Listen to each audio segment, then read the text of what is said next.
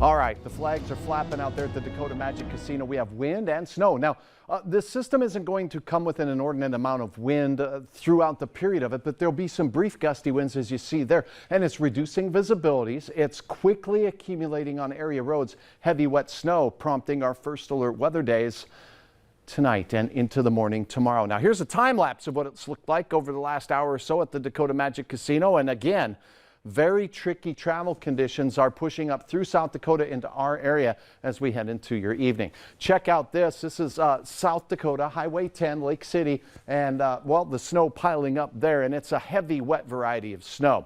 Now, here is, we'll call it wave 1, if you will, that's pushing up on the I-94 and Highway 10 corridors between Detroit Lakes all the way through Fargo-Moorhead. This extends off to the west into Barnes County. It's moving north at about 25 to 30 miles per hour.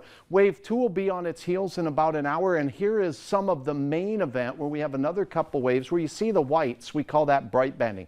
Very large flakes of snow. Accumulation rates of snow 1 to 2 inches per hour in that, and as you can see outside, this band drifting north of I-94 is, well, it's no picnic either. It'll be up near White Earth by the time we get to about 5:35 and Waubun by 5:53, Naytawash 6 o'clock, Ada just after that. So be prepared for the first wave of snow. It lasts into the overnight. More on that in a minute. Very heavy snow making its way toward the Sisseton Hills now. Britton, Veblen, all the way up into Richland County, Sargent County. You'll be seeing this. Some of our heavier snow totals will likely be where these heavy bands drift through. You can kind of see there's a decrease in intensity to the north and west in the James River Valley, and the Devil's Lake Basin may look out the window and only see a few flakes. Visibility down to near zero at times. So travelers, be advised, this batch, when it makes its way northward and eastward, will continue to cause some travel trickery tonight. The best chance for the purples, which is the very heavy snow, will be moving through the southern Red River Valley between 7 and 11 tonight. So get to where you want to be by 7 to 11. Again, hardly any snow in Devil's Lake and points north and west of there. Lighter amounts in the north, but the heavy batch kind of drifts right from southwest to northeast. Notice rain.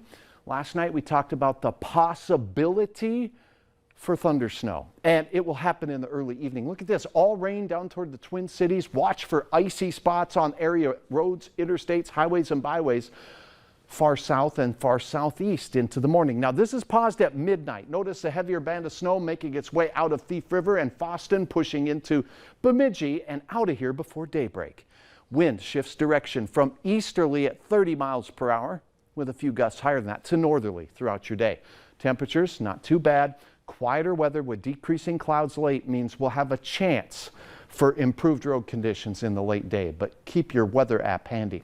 Now, where you see the dark blues, a very good chance of the 4-inch totals in the dark blue area. Some of us will get that heavier band closer to 8 inches. Spotty areas will pick up 7 to 11 inches of heavy wet snow, rapidly decreasing amounts to the north and to the west.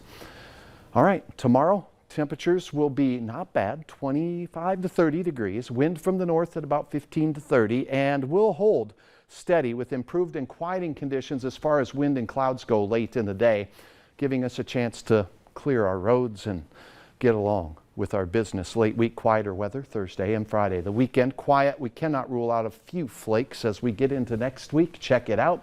Temperatures in the mid-20s. Count these days below 40. They just keep adding up, and get the calculator out with me to figure this out. Next week's snow, by the way, is still in the forecast, Tuesday and Wednesday, but it doesn't look like a big deal at this time. But I think you may have heard me say that before. Things can change, and we'll keep our eyes on it for you. Have your Valley News Live weather app handy into the morning. All right, thanks, Hutch. Yeah. And hey, check this out.